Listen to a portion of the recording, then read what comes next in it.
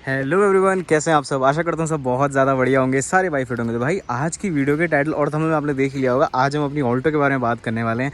बहुत सारे लोग कमेंट कर रहे थे भाई गाड़ी कहाँ गई, खुद कहाँ चले, क्योंकि मैं काफ़ी टाइम से ना मतलब ऐसे कोई मॉडिफिकेशन नहीं ला रहा था आप सबके लिए।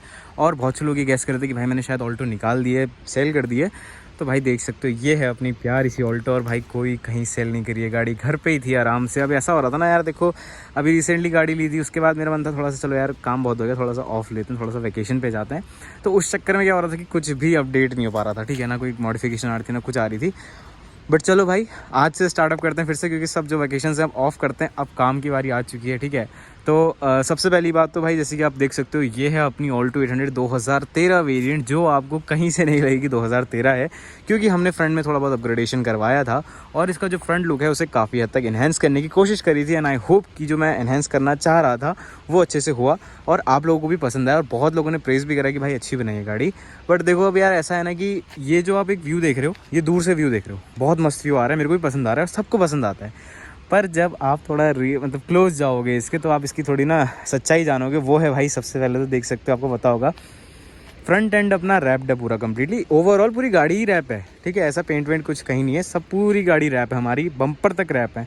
अब सबसे बड़ा इशू यही है ना भाई, देखो एक बार क्या हुआ था जब मैं पूरा ये बम्पर फिट करवा रहा था, मैंने यहाँ से रैप करवाया था, बट पीस देखो मिसमैच हो रहे हैं बिल्कुल भाई, ये पूरा पीस मिसमैच हो रहा है। और प्लस यहाँ पे जो ऐसे ये डिज़ाइन से आए हैं, पैटर्न्स आए हैं, बड़े अजीब से लग रहे हैं भाई, जैसे आप एक नज़र मारोगे इसमें। उसके बाद भाई लाइट्स हल्की सी डिम पड़ गई हैं, क्योंकि जब से हमने DRL इसके अंदर इंस्टॉल करी थी उसके बाद से भाई इसका जो लुक है लाइट्स का डिम हो गया है। ब्राइटनेस शाइन जो थी पहले वो अब नहीं रही, काफ़ी हद तक घट चुकी है। वो मुझे अब समझ में आ रहा है भाई, जैसे मैं रोज़ रोज़ देखता हूँ ना इस लाइट को। तो देखो DRL तो ठीक है, अपनी जगह अच्छा काम कर रही है, पर कहीं ना कहीं आपकी लाइट ख़राब हो रही है, ये मैंने आपसे कहा था। हालांकि हमने पूरी कोशिश करी कि लाइट के अंदर मतलब कहीं भी मॉइस्चर ना आ जाए, पूरा सिलिकॉन वगैरह जो हो सकता था सब कुछ करा भाई। देखो जो होना है वो तो होता ही है, कोई दिक्कत नहीं है। तो मतलब आपको मैं बता रहा हूँ सबसे मेन दिक्कत भाई बम्पर का जो मिसमैच है, इसमें तो भाई देखो पेंट करना ही पड़ेगा, रैप काम नहीं कर पा रहा है इसलिए। दूसरी चीज़ ग्रिल देख सकते हो, हमने कस्टम ग्रिल तो बनाई है पर उतनी प्रॉपर फिटिंग नहीं आ रही है। जैसे आप पास से आओगे ना पता चलेगा नहीं यार भाई उतनी प्रॉपर फिटिंग नहीं है। जैसे दूर से देखोगे तब तो बढ़िया लगेगा कि हाँ जी भाई सही गाड़ी लग रही है, अच्छी लग रही है।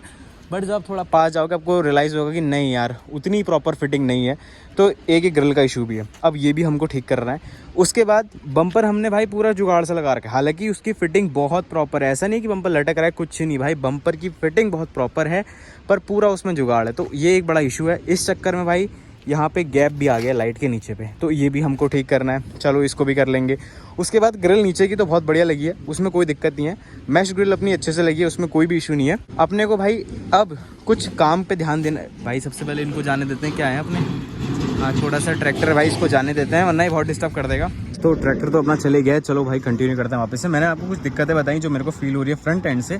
फ्रंट एंड दूर से काफ़ी बढ़िया लगता है क्योंकि हमारी फिनिशिंग उसमें काफ़ी हद तक ठीक हुई है, बट डीप इनसाइड भाई कहीं कहीं पे भाई थोड़ा इशू है। हालांकि देखो मिसमैच कहीं पे भी नहीं है, प्रॉपर है, कोई ऐसे ज़्यादा गैप वैप नहीं है, वो फिटिंग हमने करवा ली थी। बट यार आफ्टर ऑल थोड़ा बहुत तो फ़र्क पड़ता है। तो अब क्या प्लान कर रहे हैं यार, देखो जब इतना खर्चा कर ही रहे हैं अच्छे से तो एक बार पूरा ही इन्वेस्टमेंट करते हैं। अब इसमें ये प्लानिंग चल रही है भाई कम्प्लीटली फ्रंट से कि हम इसका ना ये जो अपना पूरा बोनट है ये चेंज कर रहे हैं। अब बोनट चेंज होगा, उसके बाद ये फेंडर चेंज होगा, फेंडर चेंज होगा तो भाई सब कुछ चेंज होगा। ये ग्रिल भी अपने को दूसरी वाली लगानी है, क्योंकि देखो यार मैं आपको एक चीज़ बताऊं, कहीं ना कहीं मॉडिफिकेशन ये लुक बहुत बेस्ट है, मुझे अच्छा लग रहा है, आपको भी पसंद आ रहा होगा ऑफिस, तभी भाई इतना वो हो रहा है। वरना भाई आप जानते हो यूट्यूब में अगर हल्की सी भी गलती होती है तो कितना कुछ सुना देते हैं, बट इसमें ऐसा कुछ नहीं है। तो यही दिक्कत, मतलब यही बात थी। अब हम इसका अपग्रेडेशन करने वाले हैं, प्रॉपर अपग्रेडेशन होगा इसका। क्या अपग्रेडेशन है, कैसे है, बताता हूँ। सबसे पहले भाई ये बोनट हम पूरा चेंज कर रहे हैं इस बार। फेंडर भी चेंज होंगे ऑब्वियसली, क्योंकि बोनट चेंज होगा तो फेंडर चेंज होगा, क्योंकि फेंडर की जो फिनिशिंग है उतनी प्रॉपर नहीं आएगी, क्योंकि ये जो फेंडर है नीचे का और जो नया बोनट है अपना वो थोड़ा उठा हुआ है। ये आप उस बात से अंदाज़ा लगा सकते हो। यहाँ पे ना गैप ज़्यादा आता है नई वाली गाड़ी के, नई वाली ऑल्टो के, बट इसमें जो है गैप कम रहता है अपना। अगर जब ये चेंज होंगे तो फिर हिंजेस भी चेंज करने पड़ेंगे, मतलब जो अपने बोनट के हिंज होते हैं ना वो भी चेंज करेंगे। दिखा देता हूँ आपको फटाफट से।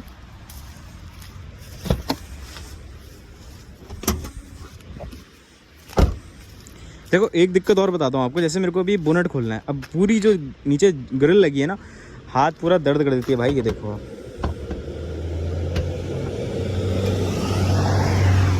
ठीक है, ये अपने देख सकते हो, ये अपने हिंजेस होते हैं। कहाँ, वो जो आप देख रहे हो ना वो वाला पॉइंट और ये वाला पॉइंट। हिंजेस मतलब कि भाई एक तरीके से इसके ये होल्डर्स ही हैं पूरे, जो इसको ब्रैकेट अपने बोनेट को ऊपर नीचे करने में हेल्प करते हैं, इसको हिंजेस ही कहते हैं हम लोग। तो ये सब चेंज होगा, जो डैम्पिंग वगैरह ये सब भी अपने को पूरी चेंज करनी पड़ेगी। हालांकि जो अपनी बोनेट की फिटिंग है देख सकते हो आप, हमने प्रॉपर अच्छे से बिठा रखा है बोनेट, ऐसा दिक्कत नहीं कि बोनेट निकल जाएगा, नहीं ऐसी कोई बात नहीं है। बट स्टिल भाई थोड़ा बहुत इश्यू तो है इसके अंदर, ये अपने को ठीक करना ही है। जैसे अभी आप देख सकते हो ये बाहर को आ गई है, हमको इसे अंदर डालना पड़ेगा। तो यार देखो ये बार बार अच्छा नहीं लगता है। खैर छोड़ो, ये बात नहीं कर रहा था मैं आपसे, कुछ और कह रहा था। मैं ये कह रहा था कहीं ना कहीं सेफ्टी पे भी फ़र्क पड़ जाता है।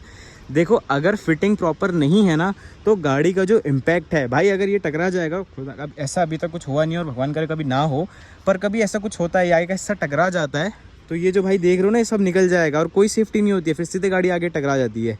ग्रिल लगी होती है, बम्पर को सपोर्ट होता है, बट इसमें कोई भी ग्रिल नहीं है। बम्पर सिर्फ साइड पे टिका हुआ है और बीच में जितने भी अपने लॉक्स हैं उस पर टिका है, तो कहीं ना कहीं अनसेफ है मेरे हिसाब से। अब यार देखो, जब एक तरफ अपनी इग्निस है वो बहुत प्रॉपर फिटिंग के साथ है, अब कंपनी की गाड़ी है भाई, वो तो अच्छी फिटिंग पे होगी, इसको भी भाई फिट कर रखना हमारी जिम्मेदारी है। तो अब ये काम करना है। अब जो प्रोजेक्ट आने वाला है मेरे ख्याल से इसका स्टार्ट करते हैं। दूसरी बात, जो अपना ये इंटीरियर है, मतलब यानी कि अपना डैशबोर्ड के ऊपर भी काम चल रहा है भाई। डैशबोर्ड का मैं बता रहा हूँ आपको कि सबसे मस्त मॉडिफिकेशन इसी की होने वाली है, बट भाई टाइम ज़रूर लग रहा है इसमें, कुछ ज़्यादा ही लग रहा है। मतलब डैशबोर्ड के लिए तो इतने लोग कहने लग गए ना कि भाई करने वाले हो नहीं करने वाले हो। अरे भाई पक्का करूँगा यार, ऐसा कुछ नहीं है। देख सकते हो ये सब अपने जो है ना मिसमैच हो रहे हैं, फिर अगर डैशबोर्ड चेंज हो जाएगा तो मस्त लगेगा। बट यार देखो टाइम लगता है हर चीज़ के साथ, क्योंकि मैंने आपको बताया ना भाई, जैसे कि मैंने आपसे कहा कि भाई देखो सबसे बड़ा इशू क्या है ना, अगर मैं पूरा बोनट सब परचेज़ कर लेता हूँ, काफ़ी बार ऐसा होता है किसी पार्ट की ज़रूरत नहीं पड़ती, किसी की पड़ जाती है, तो चेंजेस। और मारुति में आपको पता है भाई, अगर आप ये चीज़ें एक बार खरीद लेते हो फिर एजेंसी पे ले आते हो कि सर इसको वापस कर दो, सीधे मना हो जाता है। वहाँ पे लिखा रहता है कि कोई भी चीज़ रिटर्न रिफंड नहीं करी जाएगी, क्योंकि ये उनकी पॉलिसी होती है, ये मुझे नहीं पता। और आप जानते हो भाई, शोरूम वालों से कह दो ना कि ये हमको काम करना है, मना कर देंगे सीधे, कहेंगे नहीं सर ये नहीं हो पाएगा, ये बहुत मुश्किल है, होता ही नहीं, ऑल्टो में फिटिंग नहीं होता है, क्योंकि उनके पास ऑलरेडी काम होता है। अब ये जो काम है ना भाई, हमको अपने हाथ से ही करना पड़ेगा, और इसमें जाहिर सी बात है टाइम ज़रूर लग जाता है। ठीक है, एक मैंने आपको अपना जो है फ्रंट एंड बताया, उसके बाद अपना डैशबोर्ड बताया। अब हम जो बात करने वाले हैं पीछे के हिस्से की। अब पीछे के हिस्से में क्या काम है वो बता देता हूँ। तो भाई जैसे कि आप देख सकते हो पीछे की प्रोफाइल ना सब बढ़िया है, सब ठीक है, कोई दिक्कत नहीं। एक ही चीज़ मुझे जो अब लगने लगी है, पहले नहीं लग रही थी, वो है इसके टायर भाई इस गाड़ी के अब थोड़े से पतले हो गए हैं पीछे से। हालांकि उसकी ग्रिप अभी भी नहीं है, ऐसा नहीं है घिस गए हैं टायर, काफ़ी सही कंडीशन है टायर्स की, बट स्टिल। इग्निस का तो मैंने आपको बताया कि क्या इशू हो रहा है, वो तो जब गाड़ी जाएगी तभी हो जाएगा, देख लेंगे आज ऑन द स्पॉट जो भी रहेगा। अभी मेरा मन ये कर रहा है कि भाई इसमें जो है टायर साइज़ थोड़ा बड़ा करा जाए, पीछे से गाड़ी को मतलब थोड़ा सा ना एक चौड़ा लुक मिलेगा, तब गाड़ी अच्छी लगेगी, मतलब थोड़ा सा ना बल्कि टाइप्स लगेगी। हालांकि देखो अभी स्पॉइलर की वजह से गाड़ी थोड़ा ज़्यादा उठी हुई लगती है, बट टायर तो पतले ही हैं। टायर कंपनी के हिसाब से चौड़े हैं, क्योंकि जो हमने टायर लगाए हैं वो स्टॉक टायर से बड़ा साइज़ है, रिम भी बड़ा है। अब मैं ये सोच रहा हूँ कि बार देखो अलॉय व्हील तो शायद मैं चेंज नहीं करूँ, क्योंकि मुझे ना ये डिज़ाइन बहुत बेस्ट लग रहा है। मैं तो अपनी इग्निस के लिए भी यही कलर के अलॉय व्हील ढूंढ रहा हूँ, डिज़ाइन कोई और मिल जाए कोई इशू नहीं है, बट ये मेरे ख्याल से मेटालिक ग्रे है, क्या है मुझे अच्छे से नाम याद नहीं आ रहा, बट हाँ ये मुझे अलॉय का कलर सही लगता है, वाइट गाड़ी में सूट करता है। तो अभी जो करंटली टायर साइज़ लगा है वो लगा है इसमें 155/65 R13, 13 इंच के टायर हैं। अपग्रेड करेंगे 175/ जो भी होगा भाई 55 या 60 जो भी अपने को साइज़ मिलेगा वो, और 13 इंच के रिम रहेंगे। तो यानी कि टायर जो है अपने थोड़े से बाहर आ जाएंगे इतने, तो गाड़ी जो है ना भाई पीछे से काफ़ी सही लगेगी। तो ऐसे कुछ फिलहाल प्लान्स हैं। बाद में मैंने सोचा कि भाई रैप वगैरह भी इसमें चेंज करने का सोचा है, जो भी रहेगा देखेंगे। क्योंकि मैं पता है क्या है ना कि अभी हम लोग जैसे कि आपको पता होगा तो हमारा स्टोर भी है, ई-कॉमर्स प्लेटफॉर्म भी है, तो उसमें भाई रैप इंट्रोड्यूस करवाने वाले हैं गाड़ियों के लिए साइड से। अब ऐसा नहीं कि जो कंपनी मतलब बेकार से रैप्स आते हैं ना, जो स्टिकर कंपनी लगा के दे रही है, वैसे नहीं, कस्टमाइज स्टिकर्स आते हैं जो बिल्कुल एक एंड से पीछे से लगते हैं, तो उसी के ऊपर पूरा काम चल रहा है। जैसे ही कंप्लीट होगा आपके साथ सबसे पहले शेयर करूंगा, और भाई हर गाड़ी के लिए बनाएंगे, यूनिवर्सल रहेगा जहाँ तक होगा, स्पेसिफिक गाड़ियों के लिए अलग अलग बन जाएगा, जैसे सेडान हो गई या फिर आपकी ऐसी हैचबैक गाड़ी है या फिर एसयूवी है, सबके लिए कोशिश करेंगे डिज़ाइन आए, तो उसी के ऊपर काम चल रहा है। तो बट आपको एक अपडेट देना था कि भाई कहाँ हो श्याम भाई, वीडियोस क्यों नहीं आ रही हो, ऑल्टो कहाँ है, ऑल्टो बेच दी भाई, सब बता दिया आपको, कोई कुछ नहीं बिका है भाई, सब अपनी जगह पे हैं, क्योंकि ये भी अपनी जान है भाई, इसको कैसे बेच सकते हैं, सबसे मेन तो यही है भाई। ठीक है, इसी की वजह से है जो भी, मैं पहले भी बोलते आया हूँ जब मैंने गाड़ी नहीं ली थी, आज भी बोल रहा हूँ कि सब इसकी वजह से, तो इसको बेचना तो बहुत मुश्किल है, मतलब नामुमकिन ही है अभी के हिसाब से। इन फ्यूचर भाई देखेंगे जैसा भी होगा, बट पूरी कोशिश है कि ये गाड़ी अपने साथ लास्ट टाइम तक रहे, जब तक इसकी वैलिडिटी ख़त्म नहीं होती तब तक भी रहेगी भाई, वरना फिर अपने गैराज में खड़ी हो जाएगी, कोई दिक्कत नहीं है, बट बेचने का कोई प्लान नहीं है। तो भाई आज की वीडियो के लिए बस इतना ही रखते हैं। कैसी लगी वीडियो ज़रूर बताइए कमेंट सेक्शन में। कुछ अपडेट्स आपके साथ शेयर करने थे, मैंने आई होप कर दिए अच्छे से, और आप समझ चुके होंगे बहुत इंटरेस्टिंग वीडियोस आने वाली हैं, आगे जुड़े रहिएगा चैनल के साथ। मिलते हैं इसी अगली किसी मज़ेदार वीडियो के साथ। Till then keep supporting, keep sharing, custom India shining off. Thanks for watching.